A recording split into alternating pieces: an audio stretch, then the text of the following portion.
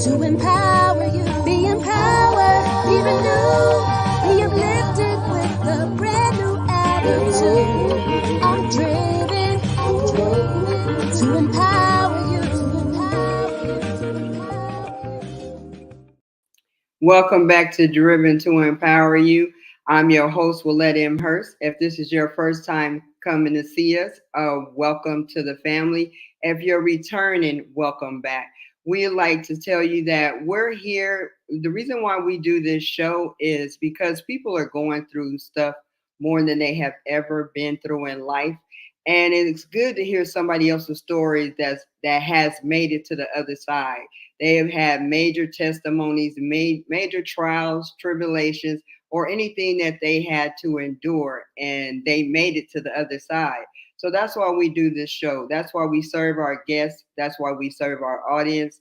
And we just want you to know, as always, whatever you're going through, know that it's a speed bump and not a stop sign. My guest is amazing, has an amazing testimony. She's an amazing woman. I've been knowing this guest for a mighty long time, and just found out I've been pronouncing her name wrong, and she never corrected me. But her name is Mary Franklin, born and raised in Venice, California. She's a mother, she's a grandmother, but more importantly, she's a warrior. She's a cancer survivor. She's a heart transplant recipient, and even more, she's my best. She's my big cousin. Welcome, Mary Franklin.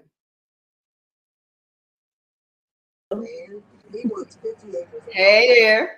Hey.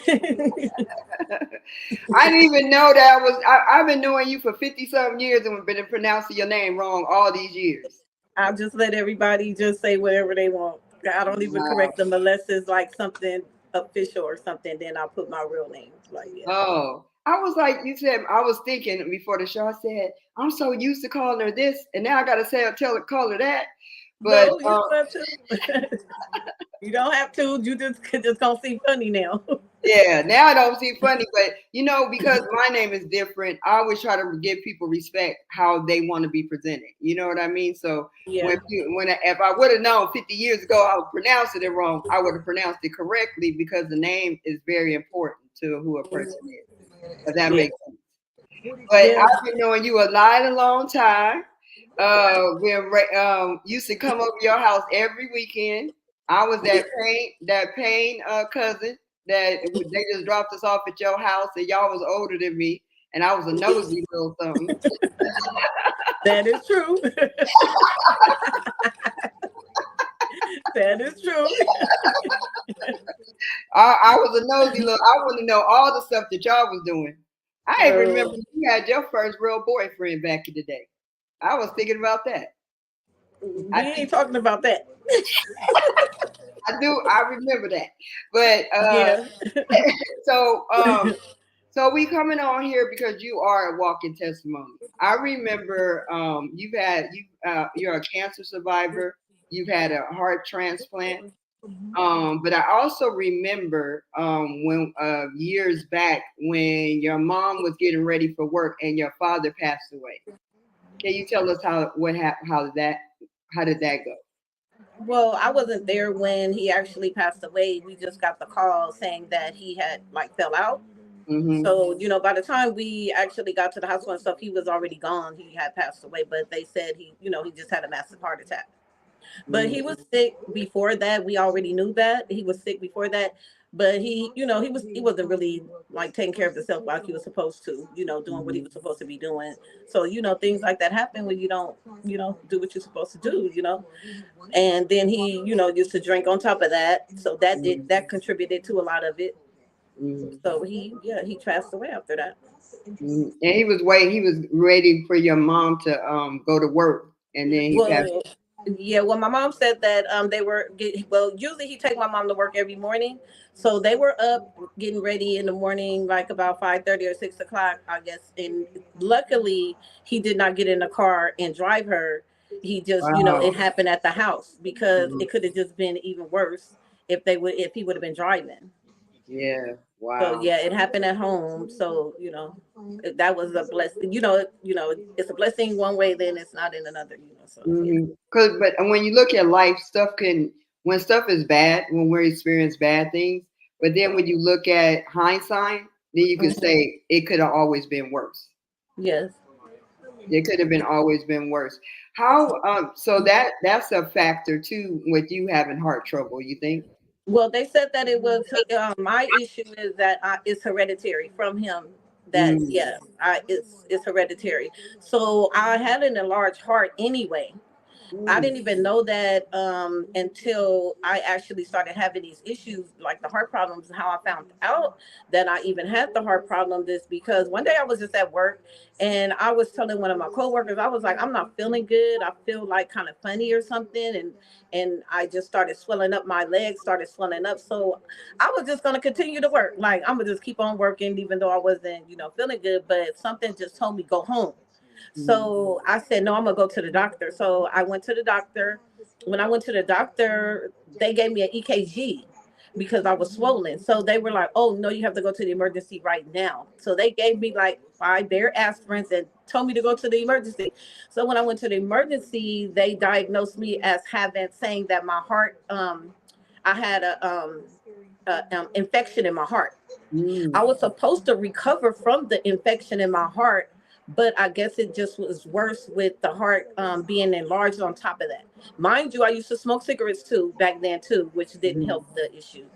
But so I just was going through, the process of, all of that, not taking the medication, seeing the cardiologist, but my heart started getting worse and worse and worse. And I was just in and out the hospital, in and out the hospital for various reasons for the heart until they said, okay, you need to get a transplant.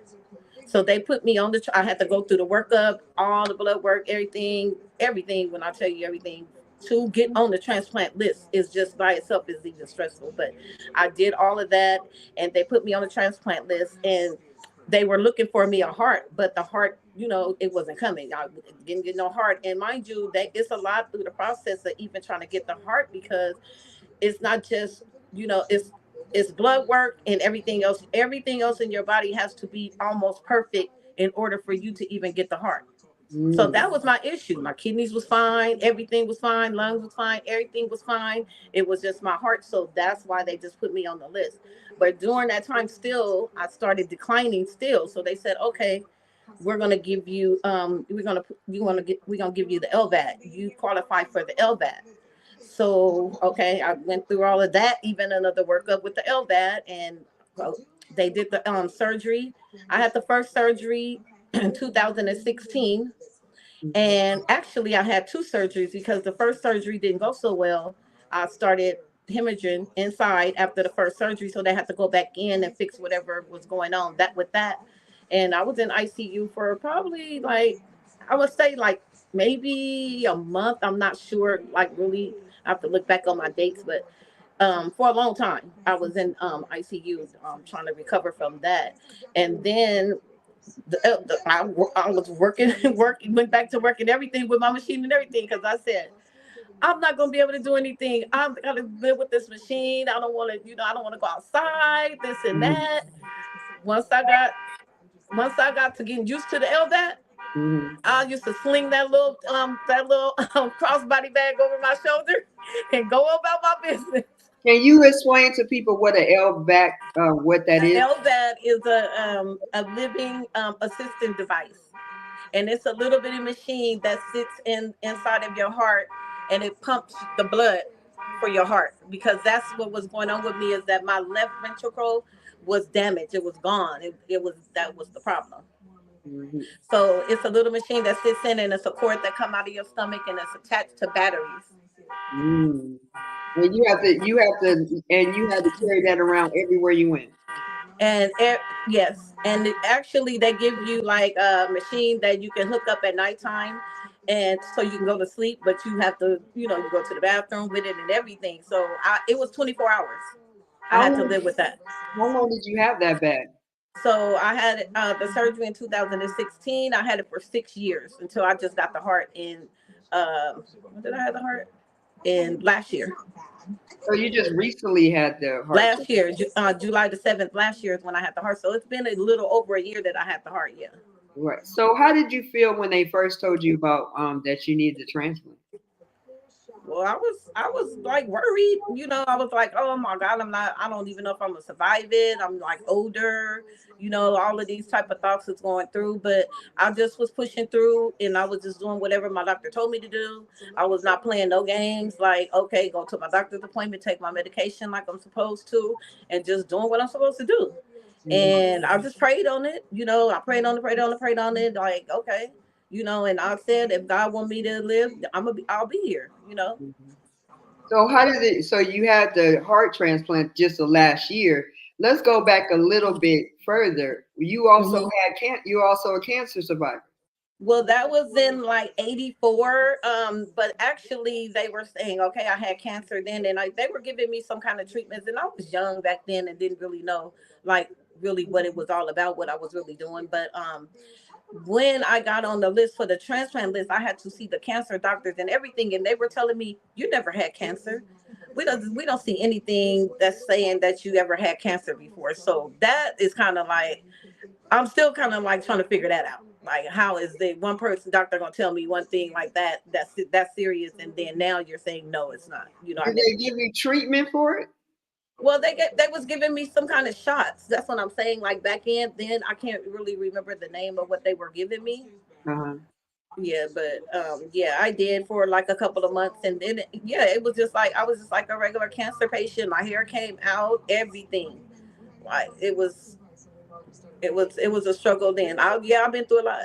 Yeah, but you know what's crazy because people like people always say you don't look like what you've been through. But both those two diagnoses that you got, it Hmm. is devastating for a person to get one of them. Yeah.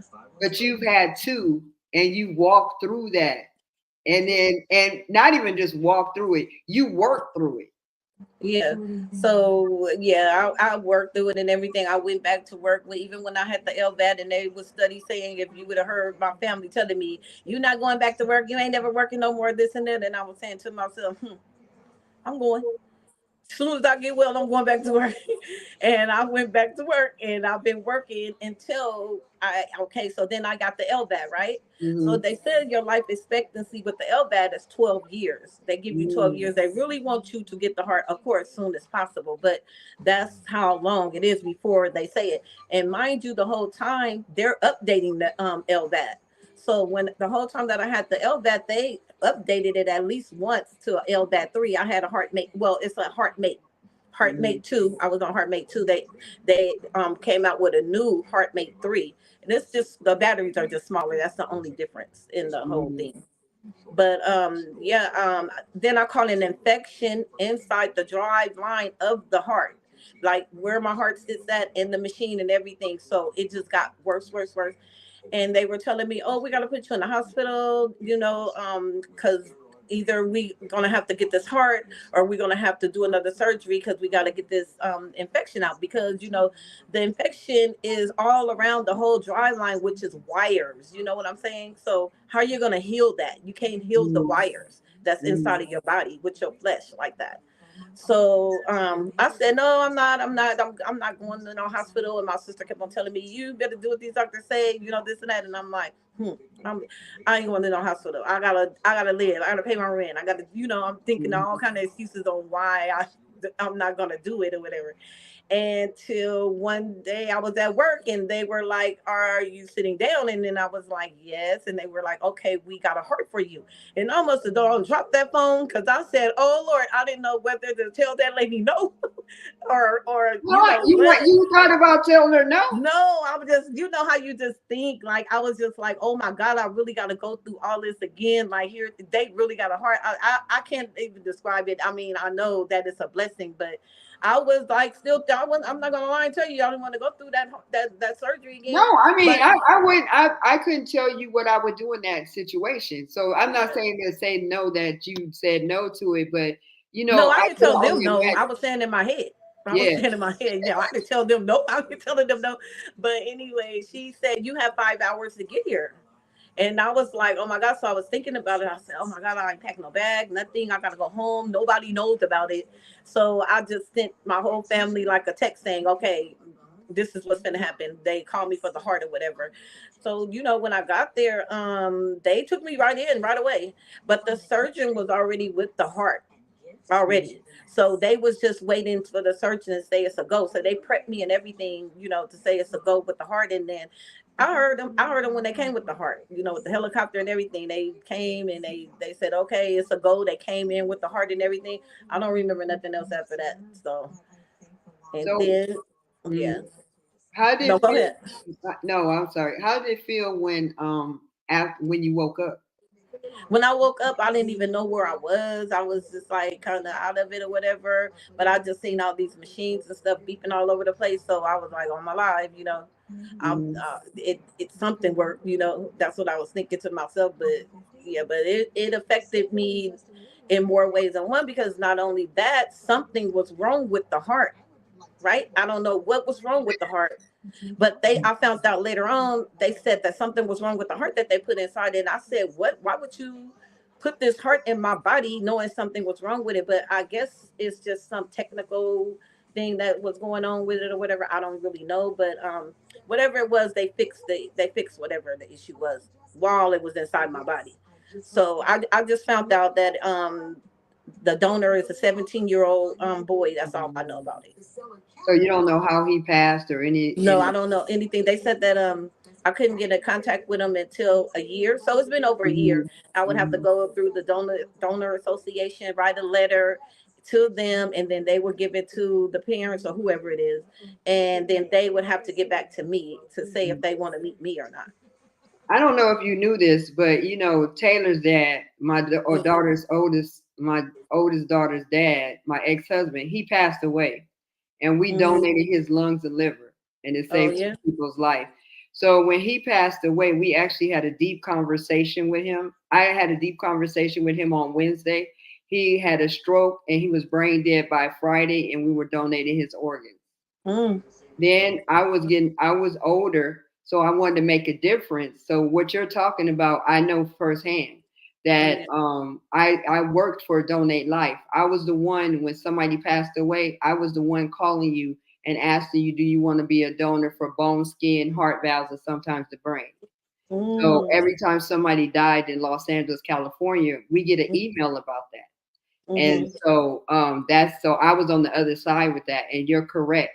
So what you would do, you would contact One Legacy. They're the Mhm. Donate Life organization, and then Mhm.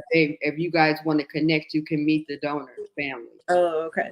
Yeah, they was telling me, yeah, it has to be well, it's been over a year, because it was in July of last year when I had the surgery, whatever. Hmm. So I've been, doing pretty good. I had like a couple of setbacks when I was, I've been back in the hospital because I caught an infection. It was some other infection that had nothing to do with the heart, but then it's been going really good. They've been taking me off, slowly taking me off of I'm gonna be on the anti-rejection medication for the rest of my life, but I'm off of a lot of medications that I was on, because I was taking up to like 22 or 23 pills in the morning and about 17 at night. Wow. Now I'm down to 12 pills and only 6 at night. And then they weaned me all the way off of one of the medications, the anti-rejection medications, all the way. So the body is doing really good. And on top of that, I had a lot of antibodies in my body from having multiple births. And Mm. I don't want to be funny about this, but I used to tell my kids, "You little raggedy kids, don't put all these antibodies in my body." And now my body messed up. How many kids But do I'm you just have? playing, but I'm just playing about that, But Mm. it's causes, and that's another reason why they kind of like leery too when you get on the transplant list too, because they want to know right away, how many kids have you had. They ask you right away how many Mm. kids you had. So when I told them I had 6 kids, they were like, "Oh, you got 6 kids?" And I said, "Oh my God, like, is something wrong with that?" And they're like, "Okay, we got to test your antibodies." So they now, oh, before that, I were doing the infusions where they were trying to get rid of the antibodies. Even when I was in the hospital, I was doing the infusion so they can kill my antibodies, so the heart antibodies can take over.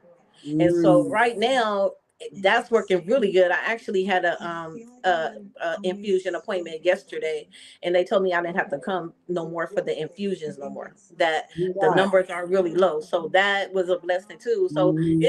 it's all working, but it's all because I'm just doing what I'm supposed to be doing. I just Mhm. do what they tell me to do, and I don't change doctors. I don't let nobody just tell me anything. I don't, none of that. I don't want a new person to come in and tell me XYZ. It's on. I have three heart doctors, and those are the three heart doctors that make all the decisions on whatever is going on or whatever. I'm not seeing this person, and they want to tell me something. Yeah. Mhm. So with the journey, like I've introduced you to one of my sisters in Christ that's going through the process now, and Mhm. she's very grateful that she has you to talk to. Yeah, I talked to her. I want to think what it was it 3 days ago? I think it was. She be calling me all the time, and I'll be telling her because she actually is a little worse than I am.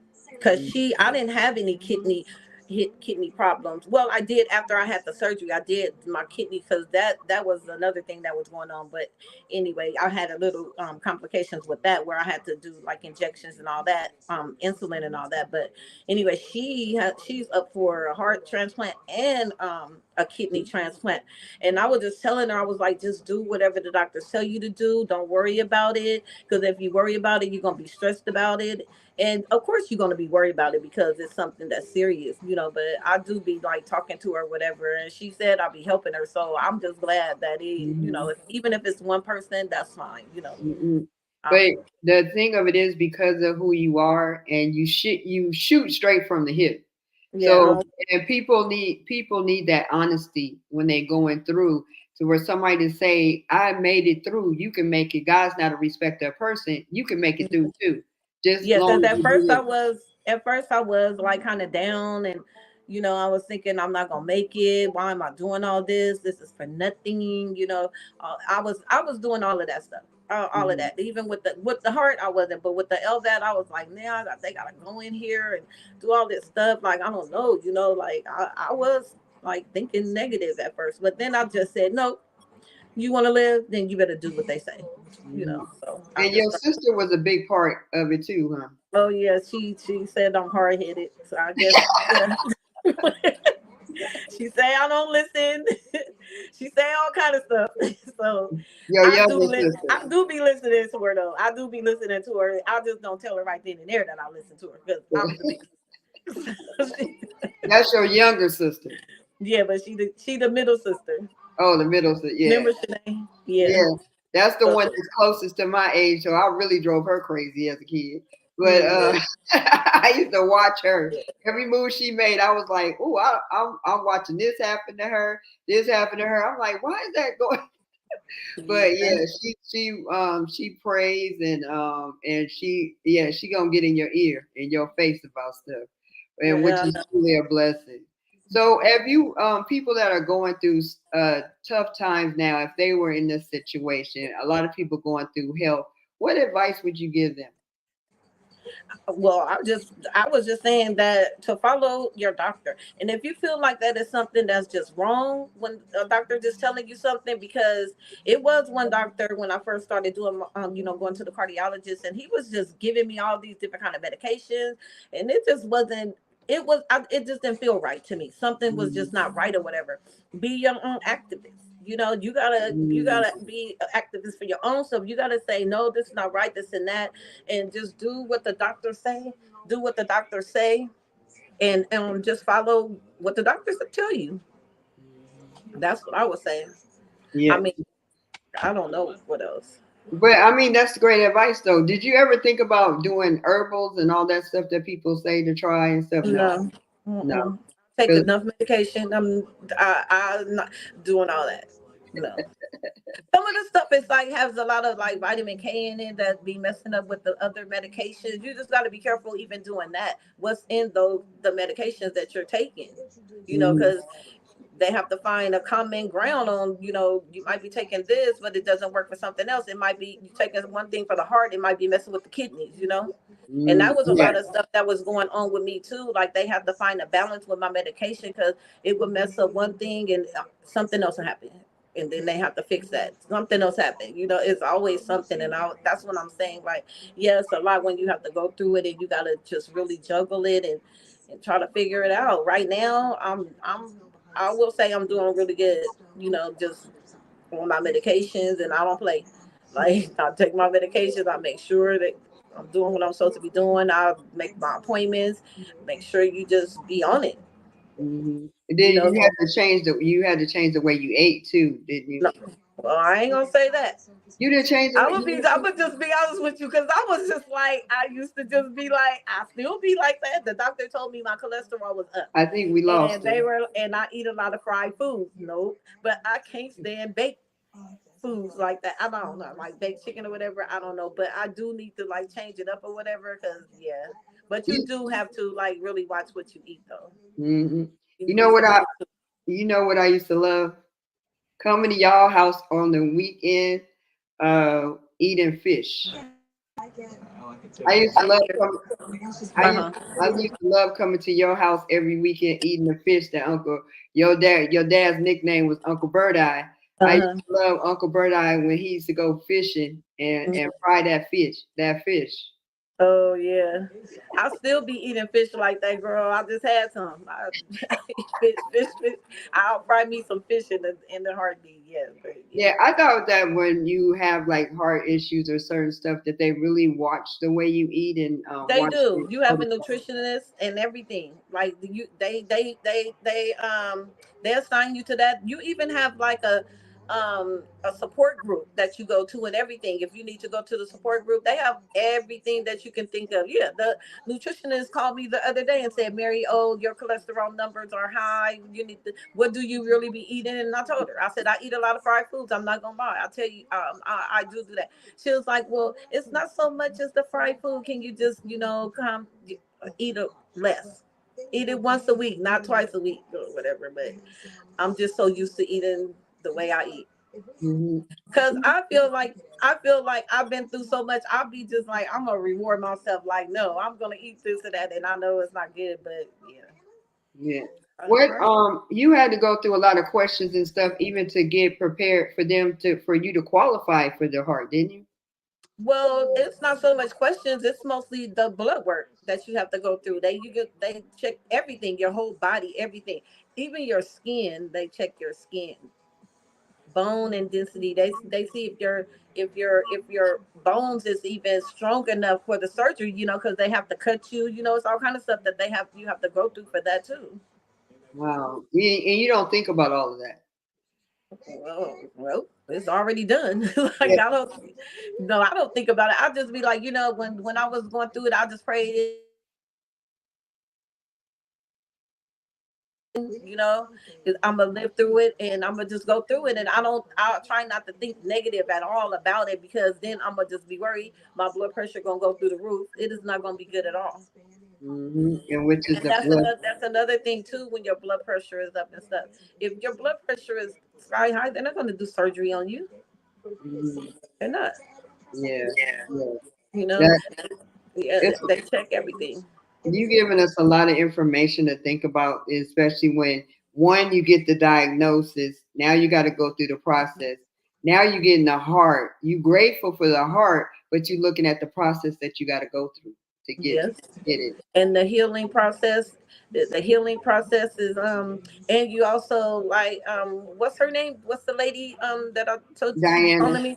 Diana. Diana was calling me, and I was telling her I was about the healing process, and I was telling her, I said, you just have to really get used to it, because I think she's coming up trying to get the LVAD. And I said, even the batteries itself, because I'm gonna tell you, I done had some near misses on that too. I was at work one day, and I forgot to bring my batteries for my LVAD, and they had to take me through ambulance to the hospital, because I work at a hospital, UCLA, but of course they don't have LVAD equipment or none of that. So they had to take me to Westwood, and they said, you have 12 minutes to get there. So I had to go by ambulance in order for them, and my batteries was on 1%, not even like the percentage on the thing. And that was a lesson learned with me, to always double check before you leave the house. And usually I do. I don't even know why I didn't even do it that day, but that day was the worst day ever. You went through that so you can share that with somebody else so they don't try to Yes. risk it. Yeah, so it's a learning process. It's a life skill, like different life skills. It do change your life on how you even just, I usually just jump up and grab my purse and go about my business. I used to have to make sure I got my purse, I got my batteries.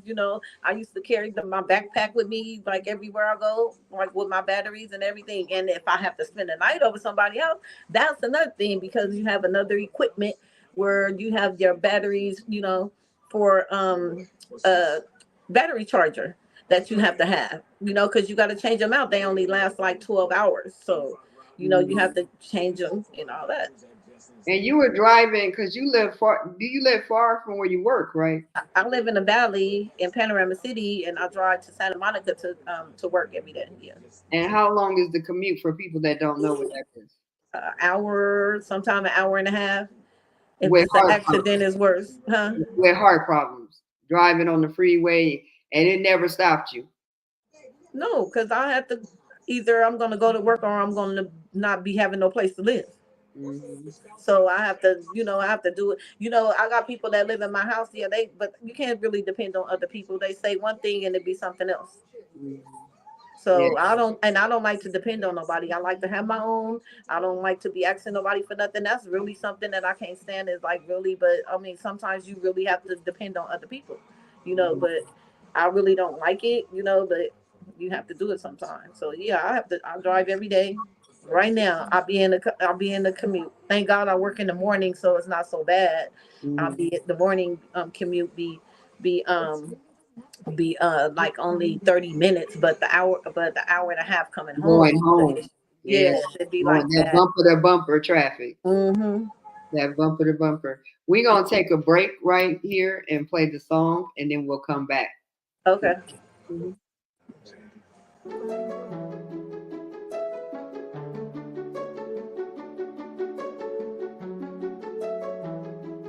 I feel thorns where my crown was. I'll be weak, but I'm alive from the dust until dawn. Yeah, I'll survive, cause I got sweet victory.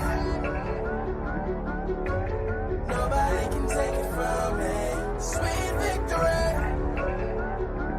cause I got sweet victory. Yeah. You see me live, I know you see me living. You can't tell on these CDs, but bro, I'm knee deep in it. I'm waiting in my weakness, he may be dependent. I be lying through my teeth to say I don't resent it. Even as I write these lines, I'm close to tears. My body ain't been working right for 7 years. So miss me with that, keep your chin up, try to smile. Bro, I'm 26, I should feel better by a mile.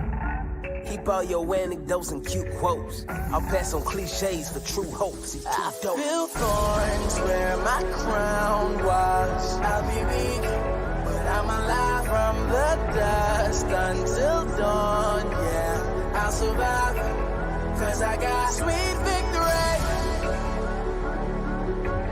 Nobody can take it from me. Sweet victory,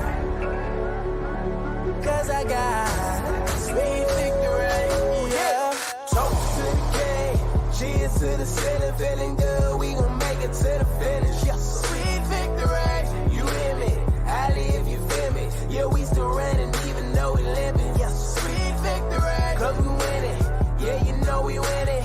Even though we winning, we still in it. Yeah. Sweet victory, cause we winning. Yeah, you know we winning, now we living. Sweet victory. They see me on the stage, they like that boy the man. They hear play on them songs, they clapping in them stands. They like, I bet you got a lot of them steps from rubber bands. So when I say it's been a half few years, they think I'm playing. But you don't know my life, boy. You don't know my life, boy. You don't know what it's been like on my wife, don't know my fight, boy. Been in them trenches, steady trying to fight my foes. And when I couldn't fight no more, you rolled me out, you rolled me out. I know I can't bear it out. Feel thorns where my crown was. I'll be weak, but I'm alive from the dust until dawn. Yeah, I'll survive, cause I got sweet victory. Nobody can take it from me. Sweet victory,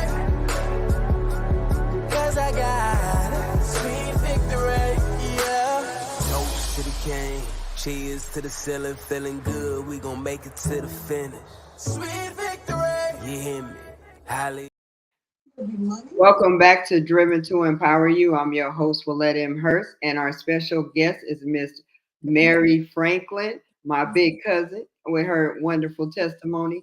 We were talking about being a transplant recipient and the process of going through it and going through your whatever God has given you to go through.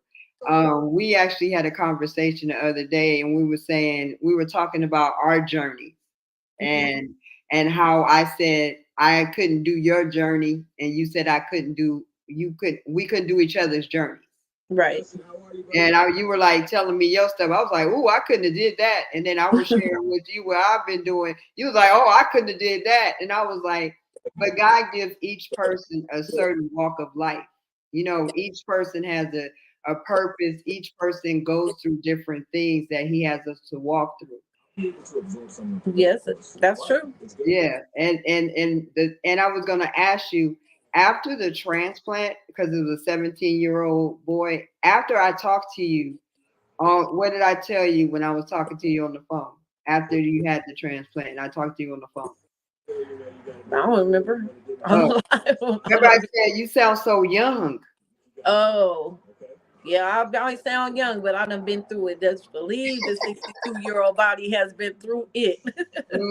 But I'm saying it's something changed though. It's something. Do you feel anything that's changed in your body besides you know that you had the transplant, or do you see yourself doing anything different that you probably wouldn't have done before the transplant? Have you I ever? don't, I don't see a difference. I mean, I have more strength, of course, because I was like, weak, and I didn't even realize how weak I really was until I actually had the transplant, and then, now, I'll be running around here as if nothing ever happened to me. That's how, like, Wow. jumping around, doing all kind of stuff, and they be telling me sit down somewhere, sit down, because I'm always like doing something, just doing stuff. Like, I don't know, but I Wow. don't feel any different. No, I don't feel any different. I just feel more stronger. Yeah, of course. Yeah. Yeah, but that has to be amazing to be able to do that because I know when the people that received the organs that we donated, they said it gave them a second chance at life, and they were able to do stuff that they weren't able to do before. Well, I'm gonna tell you, I am able to get in the swimming pool now. I couldn't get in the water at all because when you have the LVAD, you can't even emerge in any water.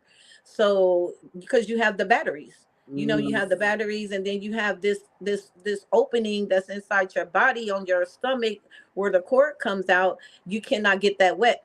That's actually how I got an infection, and Oh, how that you got infection, all of it. Yeah, that's how it actually started.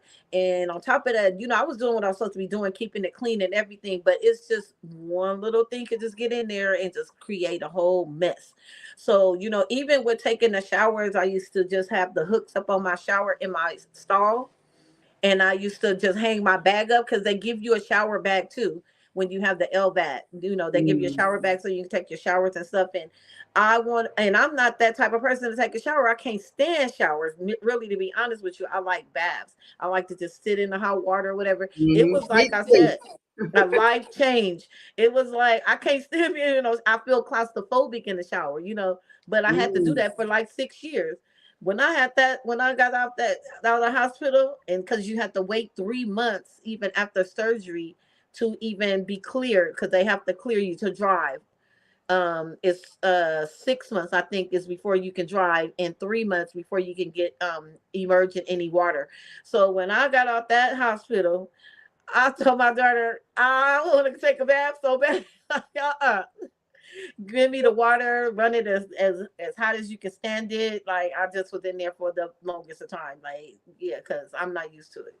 But that's a life change too. Is you can't get wet. You can't get in the pool. You can't. You go to the beach. You got to make sure it don't go above your waist. You know what I'm saying? Because you got the mm. bag. So it's like, So how did it feel to get into the pool? I wasn't really tripping off of it. It was just the whole thing about everybody else in the pool and I can't get in, you know. That was my thing. I want to get in the water, you know, I want to jump around, I want to do that, you know, even though I don't get in the pool like that, but you know, you just want, it's always stuff you want to do that you can't do. You Yeah. have to just think about it. I can't do this, I can't do that. Hmm. Yeah, so Yeah. But just to be able to go, just hearing the process, it was, we all have process that we have to go through. And I yeah. was thinking about my process and be like, I had some lot of bipolar Christian moments where Hmm. I'm like, God, what the heck is this? You want me to go through this? And I'll be like talking to myself, talking to God and yelling and all kind of stuff. And then you calm down because, you don't have no choice but to do it.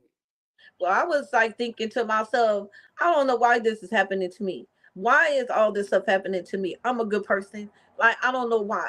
And it seemed like, I'm gonna just be honest, it's good things be happening. The bad people be just getting everything. Nothing never happened to them. But I said I'm a good person. Why am I gonna go through this surgery? Why am I doing this, that? But I just pushed and pushed.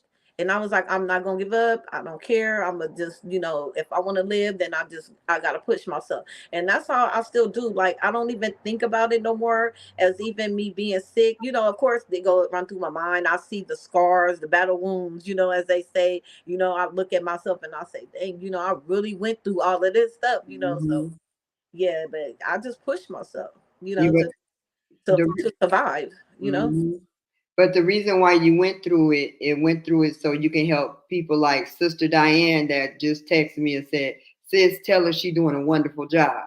Oh, I'll talk to her after. I'll talk to her after this because I know she gonna call me or I'm gonna call her. Yeah, but let me tell you how grateful, and I said it before earlier in the interview, how grateful she is. Like she's going through that, like you said, worse. She needs a heart transplant and a kidney transplant. But Right. she has somebody that she can go to that's going to be honest with her to say, okay, you at this process. Okay, now you go this way. So when Yeah. they tell you this way, then you go, you just keep going that way. And she can Hmm. hear your voice and say, this is what's going on. And Hmm. she has a roadmap. Yeah, but I was trying to tell her this is what you're gonna be expected. This is what's gonna happen. This is gonna happen, even when it's like a setback too. Because sometimes it be setbacks where something's supposed to happen and then no, it's not gonna happen this day, and they say next week or this week or we got to do this test or that test. This test got to come back. You know, so it's just a process. No matter what it is, you know, Mm-hmm. going through it. I don't even know how I've been through it. I'm just being honest with you. I don't really know. I just was one day at a time.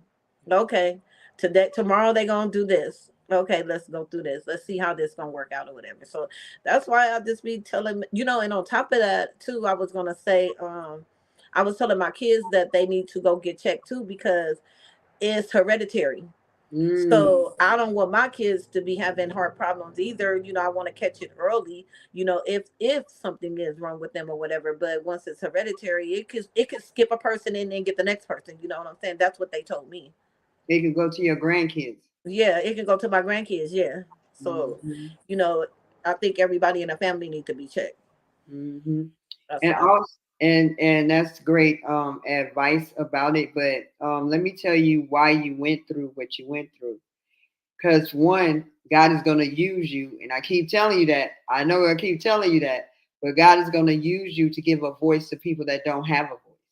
Yeah, because I know it's I only knew one person that had an LVAD because I was just like when I had the LVAD, I was like I don't know nobody that have an LVAD. And not only on that, on top of that, I had a pick line with medication going through and everything. That's how bad it was for me. I was working and everything with my pick line, and that pick line goes to a machine on top of that. So I was wearing two machines. I still was At just the like, same, you was wearing two machines on your body and working. yes.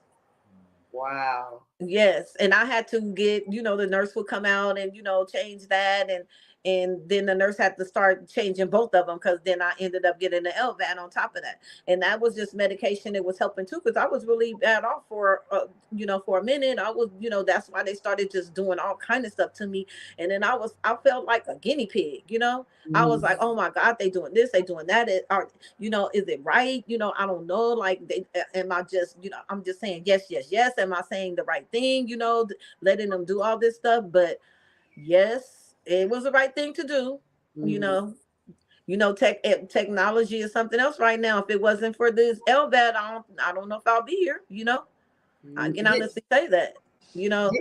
If it wasn't for people giving, being transplant people, if somebody wouldn't give me a heart, I don't know if I would still be here right now. So I'm grateful. Don't get me wrong, I'm grateful. So I just tell people who's going through the situation, just follow your doctor. If you feel like that your doctor is not right, or he's just telling you anything, because some of them just want the money. They're not, I went to Keck, was the best decision I ever made when I went to Keck USC. The best. Yeah. And my bills were so high till they was trying to kick me off of the insurance, but they can't do that. It's a lawsuit. They try to do that. Can And you they were tell like me trying to, how much the bills run like for it doing was like, something? well, my LVAD surgery was well over $1 million. It was like 1 million or something for just the LVAD. The surgery, the heart transplant surgery, I don't know yet, but it's almost $3 million. The last time that I checked, it was like 2 million or something dollars or whatever. And thank God I had the insurance on my job, but also I had applied for, Medi-Cal too, because I was like, let me just get everything I can get it qualified for, or whatever. And that's what I was telling Diane about that. I was like, get your situation stable with your insurance too, because it's all about the money with them. It really is all about the money. So, but thank God everything worked out, coincide with everything, like with my surgery and everything. Another thing, while you went through the surgery and everything, you also went through COVID doing all this.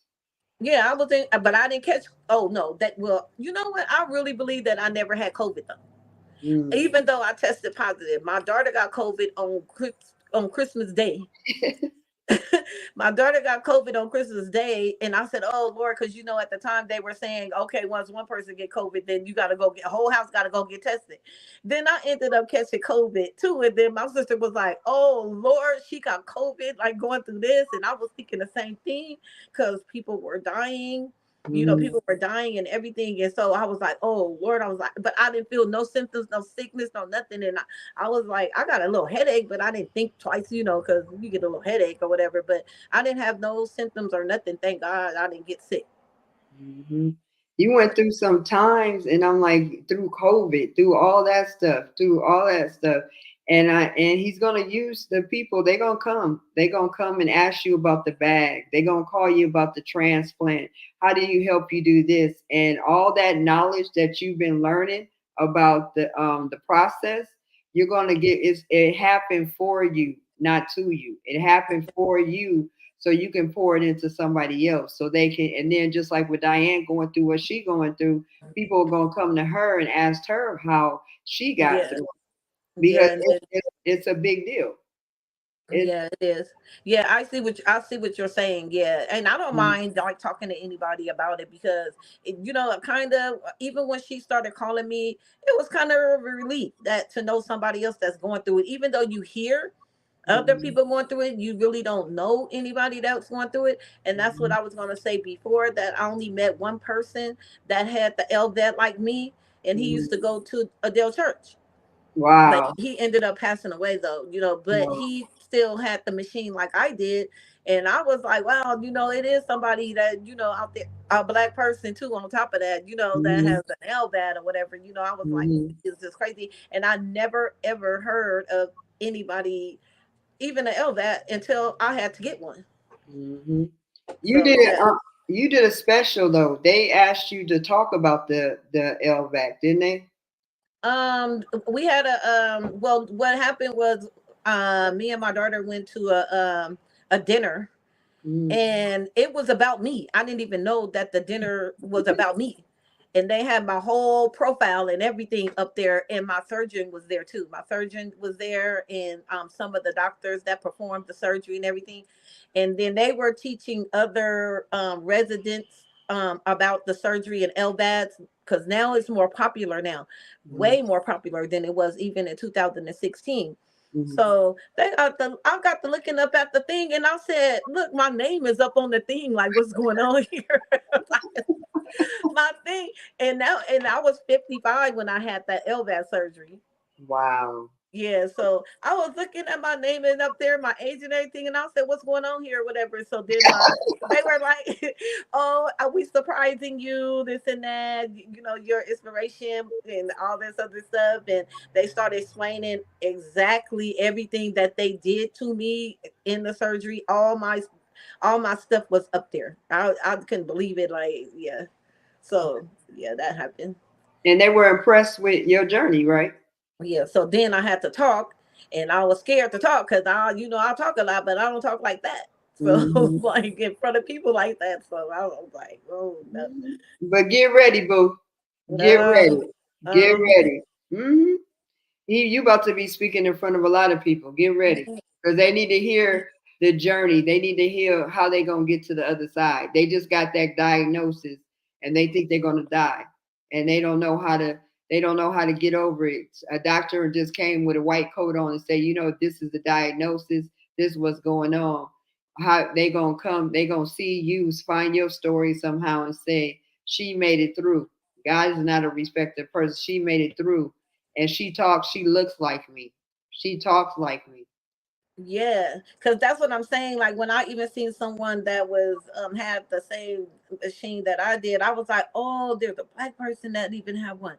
You know, it was amazing to me that I even just seen anybody that had it. I thought I knew I wasn't the only person on earth that had it, but just to know Mhm. somebody else have it that I actually met. So Mhm. yeah. And there's gonna be more. It's gonna be so much more. And I have to say this thing.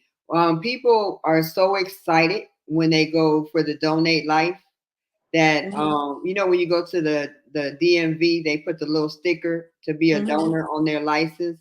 But when Hmm. I was working there, what I like to tell people what I found out, because when you're a registered donor, people get excited about putting that sticker on their license, but they don't have the conversation with their loved ones. Hmm. They don't say I became a donor. So when you pass away, the organ procurement organization looks up your information, and then they look to see if you're a registered donor. And Yeah. then they go to the next to kin and say, hey, did you know such and such was a donor? And a lot of times the family does not know that they're a donor, and they have to sit. My job was to sit on the phone with that person that just lost their family member. And I Hmm. had to go through with them on a 45-minute call, going through everything that happened with that person that passed away. And so people need to have that conversation with people if they're going to be registered donors. Hey, I just signed up to be a registered donor. I just need to let you know, because they already lost the person, and then they get a phone call out of the blue saying that this person was a registered donor. Now sit down with us and fill out this information. You got to go through everything in that person's life. When you become a donor, you have to say if that person was vaccinated. You have to say if that person have tattoos or were done in a shop. You have to say how many sexual partners this person had. You got to Hmm. go through did they travel outside the country? You got to go through so much in order for you to say yes to be a donor. Oh wow. Yeah, that's what I I just get. thought that you just be a donor. I didn't know. Ooh. Mm-mm.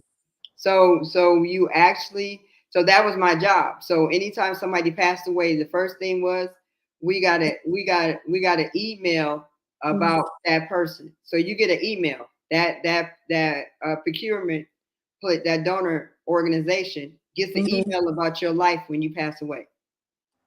So you get an email and it says how much, what your name was, what kind of sickness you have, what time did you die, what was everything about you. And then that person's job is to call the nurse, anybody that touched that patient. Did what life-saving skills did you do to save that person's life? If the nurse did, like, gave you blood, gave you fluids, anything, anybody that touched that patient, we have to call that patient to see if that patient is suitable. Just like you had to check your body for all that blood and stuff, we have to do that for the donor. We had to make sure that we find out where the donor's body was. Was it in a morgue? Put ice on it, everything. Because once the person do donate, you got to make sure that donor is doesn't have sepsis or any kind of disease that's gonna impact the person that the donation is going to. So what if they say something happened to this donor where they can't be a donor? Because why they need to know all that if you're donating? Because you don't want a donor. You don't want to get something that was donated. The person may have HIV. Oh yeah, that's true. That's You true. know what I'm saying? Yeah, I didn't think about it like that. Yeah. Or some kind of syphilis, anything, any kind of disease or anything. And the donor, because your donor was 17 years old, he was able to donate everything. Like, so when we look at the person, it depends on what diseases they have. It depends on how old they are. It depends on what they can donate. It's a whole lot of information, and you can't make any mistakes, because when we were doing that job, you want to make sure that you protect the person that's going to receive the donations, and you want to make sure that you protect the family that just lost their loved one. Yeah. And so you got to make sure that you want to make sure that when the techs go out to do the recovery, that is going to be successful, so they don't waste their time either. It's a big process, just like your whole long process. It's a long process because they wanted to protect, like, people like you and whoever is on the receiving end, that it's going to be healthy for you, and it's going to be a win-win situation for everybody involved, if that makes sense. Yeah, it does. Yeah. People just need to have that conversation, because I would get cursed out when we reached out to people and say, hey, your loved one passed away and he was a registered donor. And so I got to call you and ask you for all this information. And one time a lady, she had just lost her husband, and she cursed me out for 45 minutes on a recorded line. Oh, wow. Then she apologized. I never took it personal. It wasn't about me. She just lost him. Yeah. A lot of times we go through process and people don't, we talk about me, but what about the other person? Yeah, that's true. Yeah. It's just that I'm grateful that you went through the process, grateful for all the lives that you're going to impact, that I'm telling you going to impact, that you're going to be doing a lot of speaking. So okay. So all that Franklin blood that give you that gift for gab, you're gonna be using it. I knew that mouth was gonna get me in trouble one day. Wait, that Franklin stuff, that gift for the gab, you're gonna be using it. You're gonna be using. God is gonna be using you to tell his people to don't give up. Yeah. So don't give up. No matter what it looks like, you're gonna have your good days, your bad days, but don't give up. That on the other side of every adversity is an even greater reward. Yeah, that when you get to the other side, and keep your eye on the prize, because look at you. Yeah. Look, you made it through. I know. You made it through. You made it through, and you here to tell the world that great things are coming. If people want to get in contact with you, how would they get in contact with you? They could email me at franklin.mary61 Yahoo. Can you say that one more time, a little slower for? At franklin.mary61 at Yahoo. Okay, and you also on Facebook? I am on Facebook too. And I how would don't. they? Yeah, How? I would rather for them to just email me. But if Okay. you do, you know, if they do want to go on Facebook, that's fine too, though. And why? How would they find you on Facebook? It's up under my name, Mary Franklin. Okay. Okay. Well, that's it for our show today. Thank you, Big Cousin, for hanging out with me No today. problem. No We problem. really enjoyed you here at Driven to Empower You. That's Okay. it. That's it for us this week. We'll see you next week if God says the same. Bye. Okay. All right. Bye. Do I just hang it up?